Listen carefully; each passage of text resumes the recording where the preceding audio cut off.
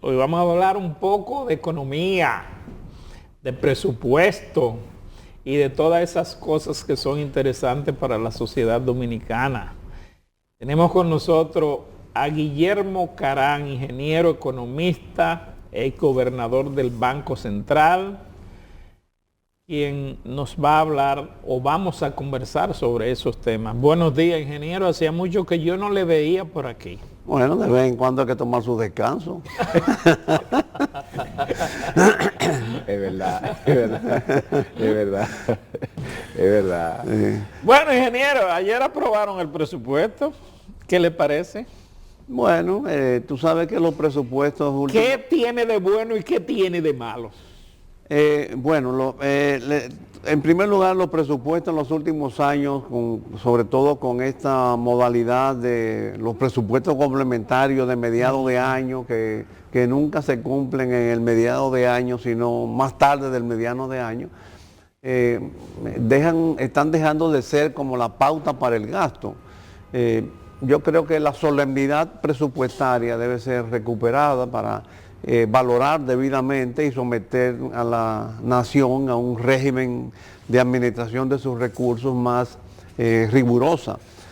Porque los presupuestos complementarios a veces cambian mucho las proyecciones originales y entonces tú te pierdes y cuando vas a analizar algo tienes que estar especificando con relación al presupuesto original, pero no con el presupuesto complementario. Yo creo que eso como que relaja el instrumento mismo del presupuesto y ya deja de tener la importancia que, por ejemplo, tenía en otros años. Antes no había presupuesto complementario. No, los presupuestos complementarios es del año 2006, me parece, aproximadamente, una ley del 2006. ¿No tiene que ver esto, don Guillermo, con la falta de planificación o la mala planificación a la hora de pensar, y proyectar y ejecutar? No, yo creo que más bien tiene que ver con la filosofía del manejo del gasto. Porque tú me preguntaste qué tiene de bueno y qué tiene de malo. Bueno, para mí lo peor es que el presupuesto mantiene una estructura de gasto elevado, gasto por encima de las recaudaciones, que una cosa se presupuesta incluso con déficit, pero el déficit es mayor con la ejecución. Y ahí es que vienen las correcciones del presupuesto complementario en el gasto y en los ingresos. A veces el presupuesto complementario se limita a legalizar decisiones que han sido previamente tomadas. Pero yo me imagino que las experiencias deben valer. Ahora mismo tenemos en el caso de Argentina, que está siendo sometida a un ajuste riguroso. Porque la deuda argentina llegó a 80 y tanto %, pero es bueno hacer notar que hace 5 años Argentina tenía un endeudamiento del 61% del Producto Bruto Interno, que es el endeudamiento que nosotros tenemos hoy. Cualquiera pudiera decir, una bola de cristal, que bueno, si no corregimos lo que tenemos, lo que está corrigiendo Argentina hoy, muy más dolorosamente, si no lo corregimos ahora, vamos a tener que corregirlo en el 2028 con más rigurosidad. Digo 2028 porque estoy pensando en 5 años. Naturalmente aquí coinciden con las nuevas elecciones y como el panorama electoral ahora ya en términos de candidato está decidido y en términos de partido está predecidido, cualquiera diría que debemos aprender la lección para tratar de equilibrar las finanzas públicas, reduciendo los gastos y no tener que llegar a ese punto que ha llegado Argentina hoy, y el presupuesto en particular no contempla esa previsión. Ese presupuesto que acaban de aprobar, ingeniero, ¿tenemos o vamos a continuar con el mismo problema que tenemos de que el gobierno en los años que tiene no le ha dado prioridad a la inversión en obras públicas? Sí, sigue el mismo patrón. Tenemos un 90% del gasto total que es gasto corriente y apenas un 10, un 12% del gasto es inversión. Inversión. Por supuesto... ¿Eso es mucho o es poco? Es mucho. Eso es poco. uno y No pico, poco, eso es bueno, más que calificativo, Eso de llega a mucho un poco, 2%. es desequilibrado, por supuesto. Ok. Yo soy reformista y tengo un esquema. Y el esquema, por ejemplo, durante los gobiernos reformistas, es que era una cuestión de mitad y mitad, 60-40%.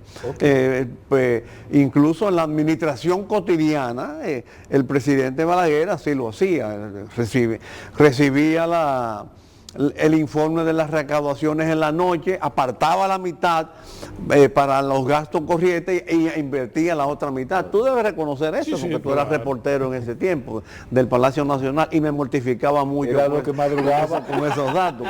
Pero por supuesto el país necesita una inversión mayor de capital para incrementar su acervo productivo, porque lo que incrementa el acervo productivo son los gastos de capital. Pero claro, si tú no tienes disponibilidad de efectivo, si todo lo gastas en burocracia, si todo lo gastas en subsidios, en transferencias, entonces tiene que estar supeditado al endeudamiento, que es lo que está pasando ahora. Déjame terminar esta idea. Pero ¿qué pasa? Los endeudamientos comprometen y hacen... generalmente o están supeditados a ciertos intereses, incluso en el para qué tú vas a financiar, por supuesto en el esquema de que tú utilices recursos de los organismos internacionales, o con una libertad tal en los bonos soberanos que luego se convierten en fondos buitres, como ha pasado en Argentina. Y entonces tiene que recurrir al fondo para equilibrar la situación, para tomar prestado del fondo, para pagar los fondos buitres o los fondos de los bonos soberanos, y no tener que incurrir a otras prácticas evaluatorias más perjudiciales, que es lo que está sucediendo en Argentina. Leía que estoy de acuerdo con lo que está haciendo Argentina, dicho sea de paso, pero leía en las noticias, en lo que esperaba, que lo que hay que leer son las letras chiquitas de los ajustes. Hasta ahora todo está muy bien, reducción de la burocracia en práctica, en más de la mitad, los ministerios y las secretarías, reducción de los subsidios, reducción de la publicidad, por lo menos durante un año, impuestos a las importaciones. Pero vamos a ver las letras chiquitas, que es lo que nosotros tenemos que evitar. Tenemos que evitar las letras chiquitas, que son los ajustes dolorosos que causan los acuerdos internacionales de ajuste, como sucedió, y que provocan reacciones sociales, como sucedió en los años 83 y 84. Entonces, mi pregunta versa en lo siguiente, para no salirnos del presupuesto. ¿Qué prioriza este presupuesto que se aprobó? Bueno, en sentido general yo diría que prioriza gasto corriente, subsidios y muchos fondos atados, como por ejemplo en el Pero caso... ese no es buen camino, ingeniero. Ese no es un buen camino. No, claro que no. Por eso estoy instando y recordando y espejizando, si es que esa palabra existe, pero bueno, como ahora se puede uno... Nadie sabe si le ahora, incluye. uno inventa ahora, porque cuando tú estás escribiendo en Word, La lengua te permite la oportunidad de agregar al diccionario. Yo creo que no es un presupuesto novedoso, no es un presupuesto que afronta las contingencias nacionales e internacionales que estamos viviendo. Ante estas contingencias nacionales e internacionales, lo que procede es la prudencia. Y prudencia significa no gastar más de lo que estás recaudando. Y eso no está previsto en el presupuesto. Prudencia significa no seguir endeudando. Y nosotros en este momento estamos regidos por un régimen donde, perdóname la redundancia, donde exalta el manejo de la deuda, cuando lo que deberíamos es evitar la deuda. Ayer el Senado aprobó creo que 200 millones de dólares, la Cámara de Diputados en esta semana también aprobó creo que 200 también. Hay un organismo financiero que le prometió un financiamiento Estados de Unidos también de 200 le aprobó millones 200 también. millones de dólares. Entonces, da la impresión, ingeniero, como que no hay préstamo que llegue al Congreso que no sea aprobado. Mira, vamos a ser razonables, vamos a corregir el problema mayor para luego corregir el problema menor. Vamos a actuar conforme prioridades. Para mí, lo importante es que no haya déficit fiscal, que justifique la concurrencia del país a la emisión de bonos soberanos, que son y que financistas internacionales compran y prácticamente dejan en libertad al gobierno en lo que se debe gastar. Todo préstamo, mientras tanto, vamos a hacer un poco de acudir a la tolerancia, y esos préstamos condicionados, por ejemplo, ese que tú dices que se anunció hoy, para pequeñas y medianas empresas, tienen siempre algo de positivo porque están supeditados a unos procedimientos y a unos propósitos. Pero lo malo son, a mi juicio, los peores, como decía Constance C. Virgil en el libro El Erial, lo mejor a veces es enemigo de lo bueno. Bueno, vamos a actuar con lo que es el problema más grave, y el problema más grave son la colocación de instrumentos financieros en el país y dentro de la nación, esa deuda pública interna que va creciendo cada día más y que está perjudicando la economía, porque dinero que pudo haberse dirigido a la economía va al Estado a cubrir los déficits fiscales. A veces yo pienso, no existirá en el país una complicidad tal en que el sector financiero prefiere que el gobierno opere con déficit para que haya emisiones de títulos y entonces comprarlos a un interés de un 9-10%, que es lo que está pagando el Estado, que está distrayendo fondos que pueden ir a la economía, a la producción agrícola, a la producción industrial, y el sistema financiero prefiere prestar a un gran cliente como es el Estado, con garantía ilimitada, la garantía ilimitada del Estado. No es lo mismo prestar 100 millones a un cliente que 1 millón a 100 clientes, que implica una supervisión, un análisis. Entonces, pienso que hay una especie de complicidad financiera que todo se origina en los déficits fiscales. Ahora que estamos hablando de finanzas, ingeniero, usted fue gobernador del Banco Central.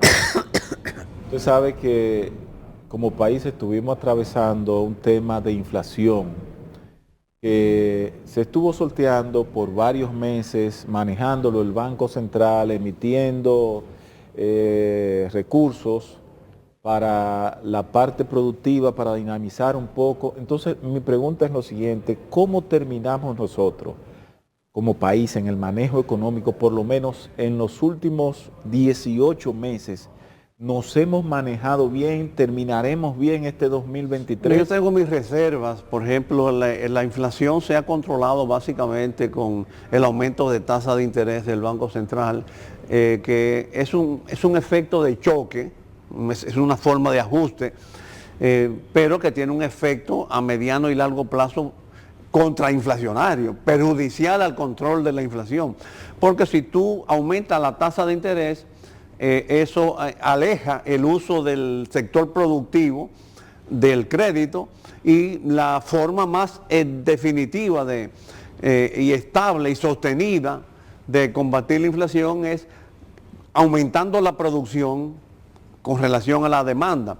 Bueno, el Banco Central ha controlado la demanda con las tasas de interés altas, pero no se ha alentado debidamente la producción, porque las tasas de interés siguen altas y el sector productivo no acude lo suficiente al sistema financiero porque las tasas son altas. Por ejemplo, una agricultura pagaría una tasa de interés de 10 y 12%, como paga el Estado, o de 14, 15 o 16 como paga el comercio, o algunos sectores como el sector turismo, que ese sí lo puede recuperar.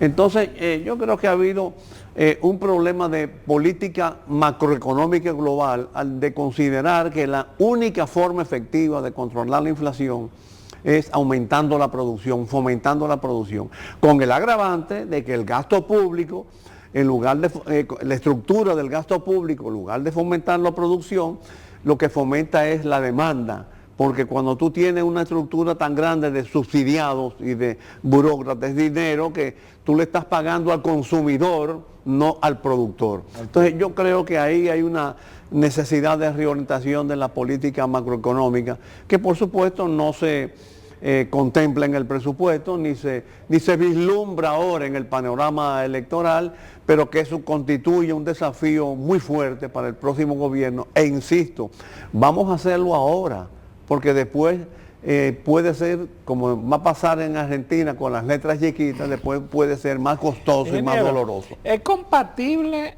nuestra deuda actual con el PIB? Repito, estamos en un 61% del producto, o sea, el 61% del PIB. Del PIB, sí. Míralo en estos términos, el 61% de lo producido se debe. Entonces, eso, por supuesto, visto así, puede que no te diga nada. Eso te asusta. Pero si tú miras para atrás y comienzas a ver la tendencia, que es más importante, porque un retrato presente, por ejemplo, hay muchas cosas que se explican por la pandemia en el COVID. Eso es un retrato un retrato presente. Pero si tú lo miras con años anteriores, donde no había pandemia, si tú, por ejemplo, analizas que que el endeudamiento, el porcentaje de endeudamiento que antes era 50, mucho antes era 40, no quiero llegar a... Entonces, el problema es que si hoy estamos en el 61, como estaba Argentina hace 5 años, y Argentina hoy está en el 88, entonces, bueno, que si seguimos así, podemos llegar al 88, entonces tener que llegar a los ajustes ahora. Ese es el esquema ilustrativo, que por supuesto tiene, yo sé que tú me has invitado como economista, pero tiene efecto político, porque mira lo que sucedió políticamente en Argentina, un candidato apartidista, un candidato asistémico, y sin embargo derrotó las estructuras partidarias, que es una lección que deben tomar los dirigentes, los partidos políticos. Ingeniero, una pregunta. Cuando usted entra a la página del Banco Central o de cualquier banco, usted ve que le están vendiendo el dólar a 56.95. Pero resulta que usted va a los bancos y los bancos lo más que te ofrecen, lo más que te pueden llegar, y no a 56.95, sino a 57.30, 57.40. Lo más que te puede vender un banco, si te lo vende, son $5,000 a la semana. ¿Eso no es como una especie de burbuja que tiene el Banco Central? Bueno, no el Banco Central. Hay una orquestación que, por supuesto, para evitar un dislocamiento de la demanda. No deja de ser una... Ayer decían los importadores que tenían problemas para adquirir divisas porque tienen que ir al mercado negro porque los bancos no tienen dólares. Bueno, es por supuesto una contradicción con relación al mercado libre, y eso es algo que debe ser corregido. Pero no es una responsabilidad única del Banco Central, es una complicidad compartida, que por supuesto hay que tener en cuenta las situaciones de emergencia con relación al contexto del ordenamiento mundial. Por ejemplo, una de las disposiciones de Argentina es un poco ponerle impuesto a las importaciones, que es contraria a las normas internacionales vigentes, pero las urgencias lo justifican. Entonces, la dosificación del suministro de dólares, por supuesto, depende de la realidad del mercado. Si un banco comercial no tiene dólares y tiene muchos clientes que le solicitan dólares, tiene que complacer sus clientes en función de lo que vaya recaudando en términos de dólares. Y no está muy cara la tasa. Yo esta mañana estuve chequeando algunas cositas digo, pero qué cara para la época. Se supone que en Navidad hay un flujo mayor de remesas, de gente que viene, visitantes. Entonces, como que no está caro el dólar. Pero hay también un flujo mayor de consumo y de importaciones. Hay muchos productos que se consumen en el mercado que son importados, yo diría cada vez más importados, que se pagan con dólares. En ese sentido, hay una compensación entre el aumento de la oferta de dólares con relación al aumento de la demanda de dólares. Y yo entiendo que, y me parece razonable que los bancos comerciales que tienen clientes por satisfacer, pero que no tienen la afluencia de dólares debida, entren en la dosificación que tú señalas. Hay que, en este país, ingeniero, actualmente podríamos decir que para las elecciones del próximo 2024, necesariamente los dominicanos tendremos que enfrentarnos a una reforma fiscal.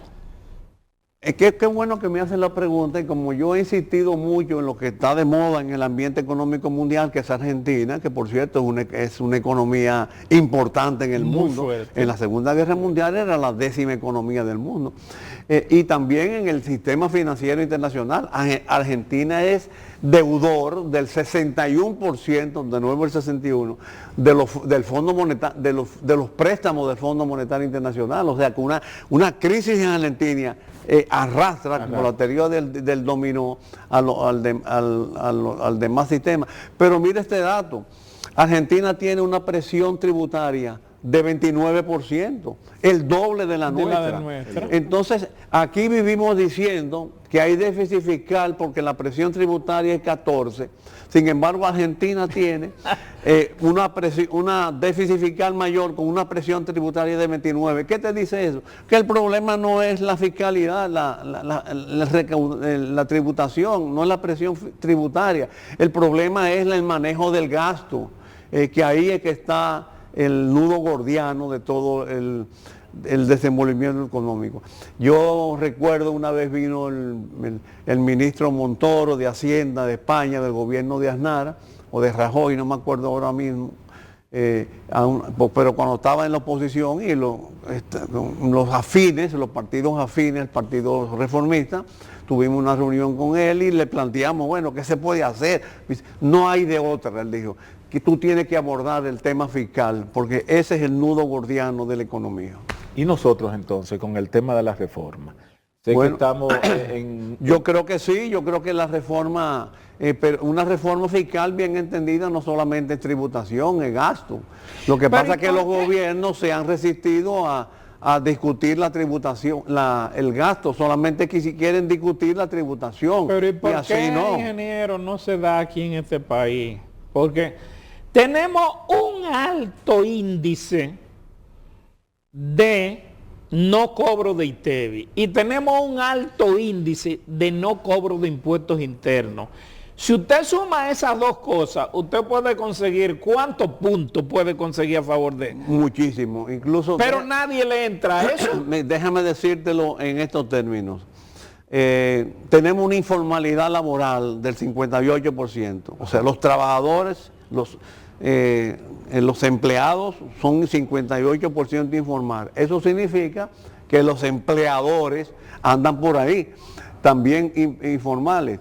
Entonces, y tenemos vamos a decir que está en el 50% para ilustración. O sea, que la mitad de los empleadores no pagan tributo.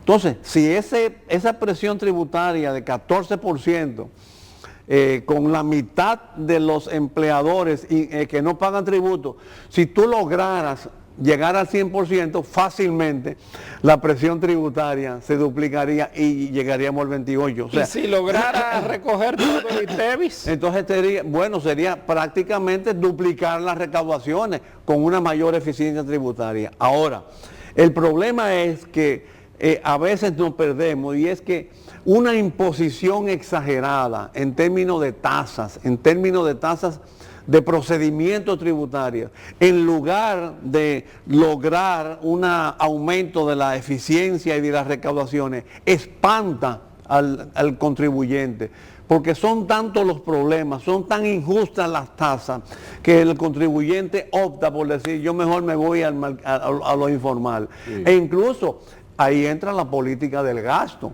sea, el mejor aliciente a una contribución fluida por parte del contribuyente no es fundamentalmente una estructura tributaria, tasas y procedimientos suaves, fluidos, que no obstaculicen colaboradores. Pero también está la política del gasto, porque si el gasto es inadecuado, el contribuyente dice, ¿para qué yo voy a pagar?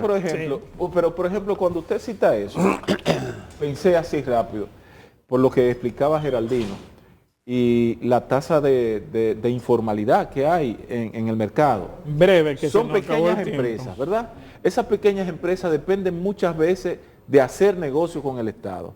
Y si el Estado paga a tiempo, ¿no mejoraría entonces el dinamismo y la productividad de esas pequeñas empresas y pagaran los tributos? Un minuto, ingeniero. El Estado no puede negociar con informales. O sea, el Estado está obligado por régimen de compra y contratación de negociar con empresas Pero es que muchas formales. quiebran porque el Estado no le paga a tiempo. Bueno, ya a las formales, ahí las formales están afectando también la tributación. Ingeniero Guillermo Carán, muchas gracias por conversar con nosotros. Espero haberle sido útil. Muy amable. Señores, nos vemos mañana.